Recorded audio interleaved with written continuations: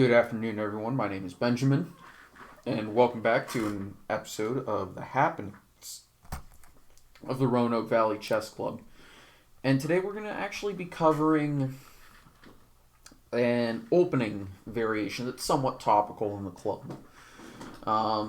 It comes around because one member of our club president, he likes to play the accelerated dragon, so we're actually going to fast forward, and he plays it with this G6 move order. And I've always felt that if you're going to play the accelerated dragon, you should really make a threat on that pawn. Number one, the obvious reply is to this move order is to play c4 because you have the time to do it, as your e4 pawn is not under threat. You get to set up this Maroczy bind, and, well, it's just White's going to have a lot of long-term pressure. It's very difficult for White to win against, an equal strength opponent, but White is not going to lose that game unless he blunders later on down the line. So the reality is, if you're going to play the accelerated dragon, I think it's better to play with knight f6. Almost everyone is going to play knight c3, and now you play this.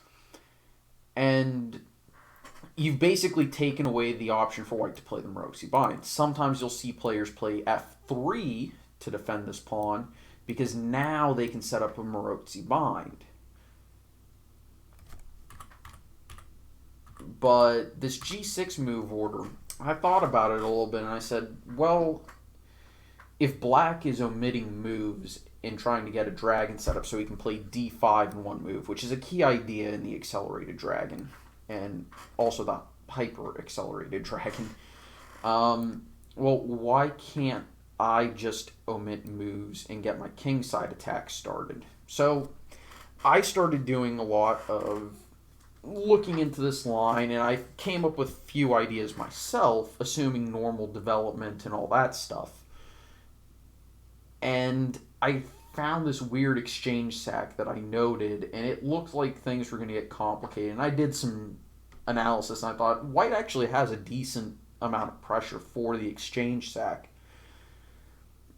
And we'll actually kind of fast forward to that. We're actually going to look at an alternative. What happens if Black wants to play d5 in one go, considering it's possible here?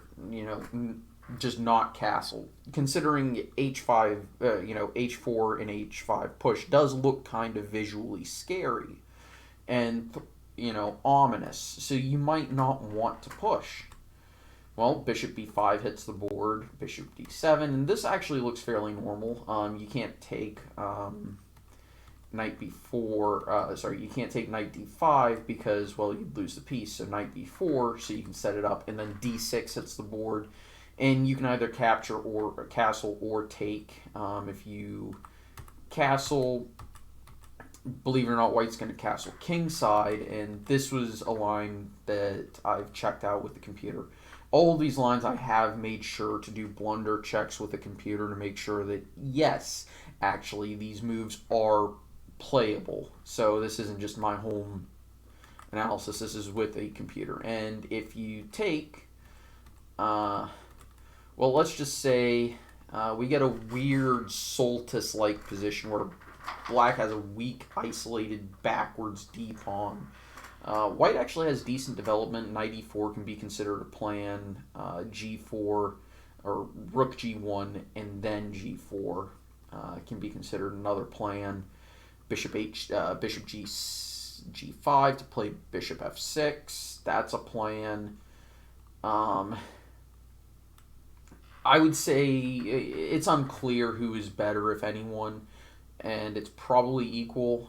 Black obviously has plans, rooks to the open files, and start blasting down and maybe even trying to get some counterplay himself with a6, b5, or just a5, a4, and try and run that pawn down and try and wreck White's pawn structure. So those are some alternatives. And if you play d6, chances are you're going to transpose into a standard Yugoslav attack.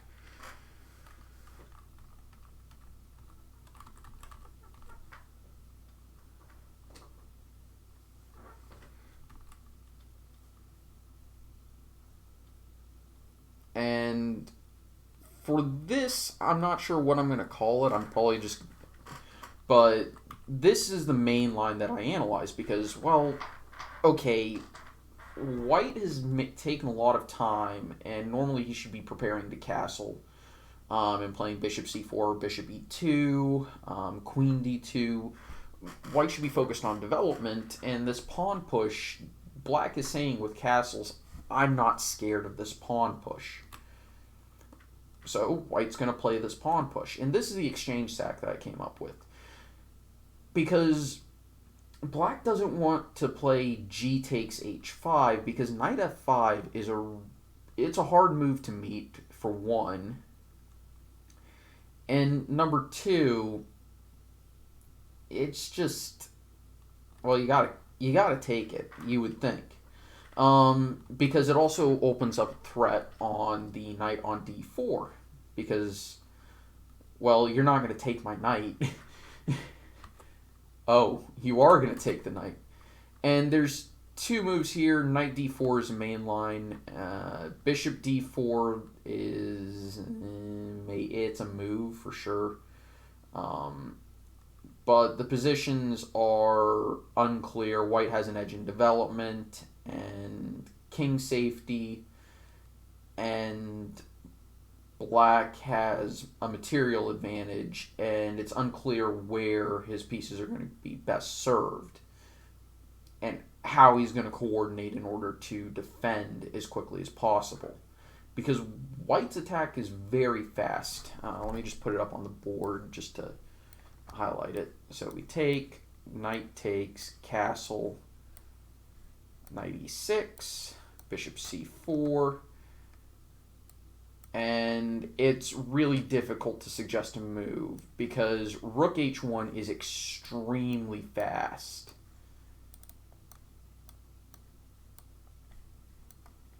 So I guess knight g7, queen here, e5 would be taken, but maybe that's for the best. Give back a little bit of material. So maybe e6 instead. I'll overwrite that one. Queen h6, queen e7, rook h1, f5. Obvious move is obvious. This is where I consider something like knight d5.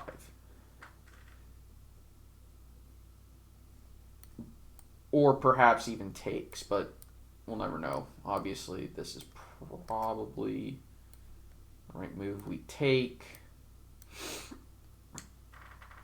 And this is to actually set up the idea of playing queen here, which would force, the black king back onto the king side. I believe the best move... What is the best move here? There's a check. Yeah. King b1, always play king b1. Takes. And you don't want to trade queens here, but it's hard to suggest a move otherwise. Black is probably coordinating fine here. So this was just an example of how a game could go. Obviously, Black can defend. It's just the pieces are going to look a little awkward for a little bit. So maybe instead we play bishop instead of castles. Our best move is to check first. Yeah, okay, now I remember this line. Okay. I remember the line now. Yeah, that's why you can't go in for the attack. I remember this line now.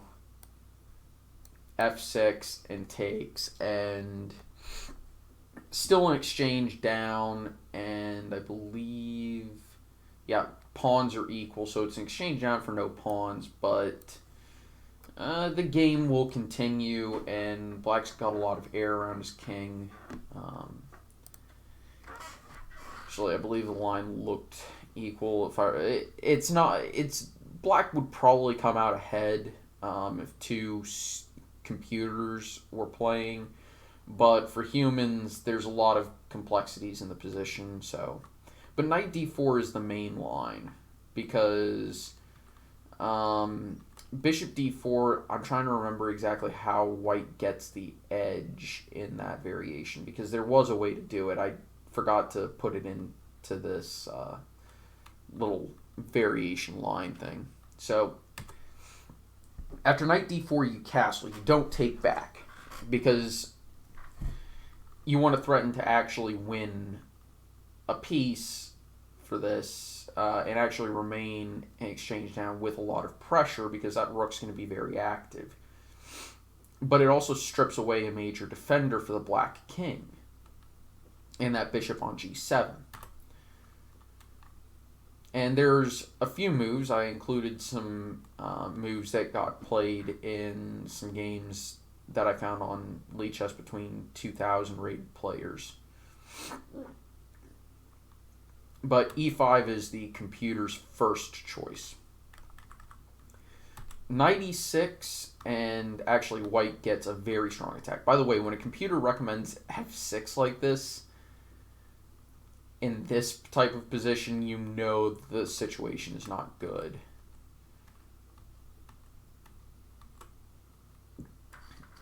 And the computer recommends bishop d5 here with a white advantage, a massive white advantage. I think it was like +3 or something. So white should certainly be the one who would be favored to come out on top in this, but it's not so easy. It's not an easy position to actually win. And then the other move was knight c6, which shows just how crazy this line can get.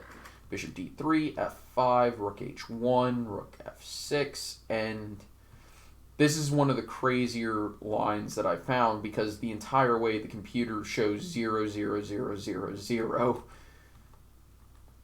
And, you know, when you see an evaluation like that, you're like, why? Well, going through this, you look at all the crazy stuff. Obviously, white doesn't want to trade queens. The obvious threat should be obvious after rook h4. And after takes here, well, you don't want to lose the bishop. You know, you want to try and win that bishop back. But black doesn't want to give it up. So he goes back, and we've got a repetition. Right? And let's go through that one last time just to show you. It starts after f5, which, sure, it opens up the king, but do you really want to allow rook h7 without playing it first? Because what that does is it allows you to bring a defender in and get to a certain square. And, of course, you don't take it because, well, taking is going to lead to your king getting absolutely destroyed. You want those pawns in front of your king. So that was a crazy draw I found. So anyway, e5, bishop c4, knight e6. Now this is actually a very important move. And the reason why you played e5 first rather than knight e6 is because after knight e5, then knight e6, you're actually defending the g5 square multiple times, and that's going to really help the black defense of the king, right? Rook h1, I mean, the threat should be fairly obvious. h6 to defend, because you don't need to move the f-pawn this time. And moving the f-pawn would be would actually hurt your defense. Bishop h6, and a lot of the time you can't really deviate, right? Bishop h6, and by the way, you can't actually take this bishop because you wind up losing the game. So say queen takes h6, you've got queen g5, and that's why you played knight e6 to begin with. The reason why after knight e6 you don't take is because you allow, after f takes e6, queen e8 is going to be coming to try and trade your queen off, and you're going to be spending more time trying to avoid a queen trade than you are in mating the black king. So you don't want to trade that defender off. f4. And black cannot take on f4. Let's assume he takes with the knight. Well, threat's pretty obvious, and at this point, you can't move the f-pawn, but you also can't move the rook out of the way because, well, I'm going to exploit the...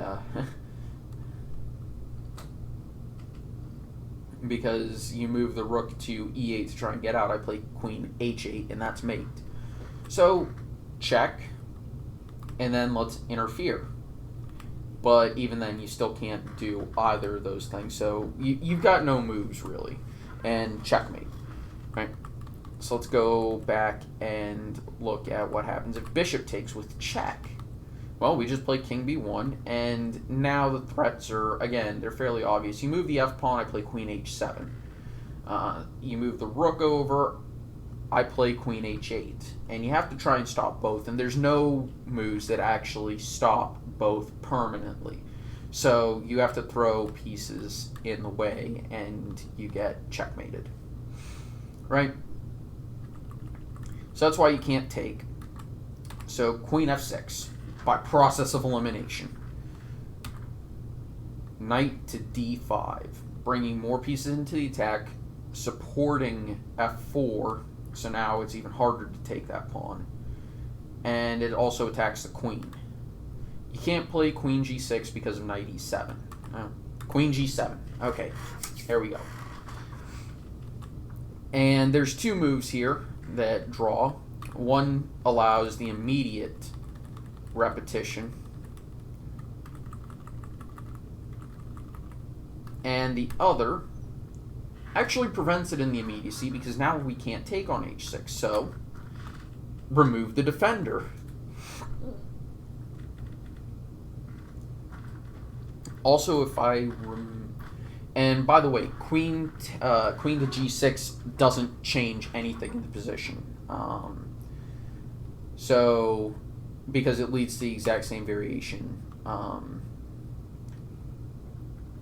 Because now we actually can take that bishop because our knight defends the h6 square. So knight f4 trying to hit the queen, saying, okay, you take my queen, I'll take your queen, and I'm better. Except we're not going to do that. We're going to take the bishop, and we've got the same repetition from before. The only difference is black's knight is on f4. So white down a rook, and it's a draw by repetition. And this was one of the crazier variations I've found while doing some research.